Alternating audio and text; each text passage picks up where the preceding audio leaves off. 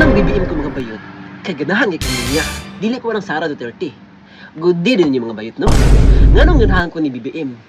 Kay si BBM mayot, ang presidente nga adik, na napakalinaw ng isip. Paminawan ninyo ni. Saan ka nakakita ng adik na napakalinaw ng isip? Putra, Sten, ulitin mo nga. Saan ka nakakita ng adik na napakalinaw ng isip? It's really the flooding that we're going to have to deal with. So, anong gagawin natin?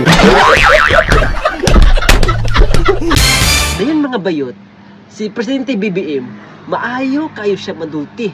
Unlike ni Sara Duterte. Paminawan ninyo ni. At napakagaling magsalita. I also thank, of course, the United Arab Emirates.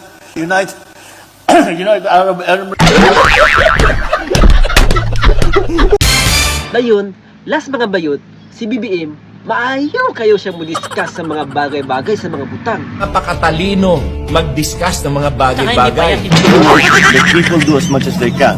Now that we have found that we hear that it's a better.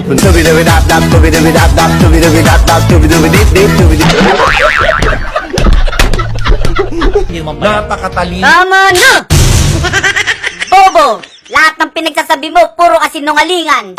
Sa lahat ng sinungaling, ikaw yung nuknukan. Dapat sa bobo na to, dinidisbaryan. Kung may ranggo lang yung kabobohan, umuulan ng istaryan. Ikaw ang binibini na ninanais ko.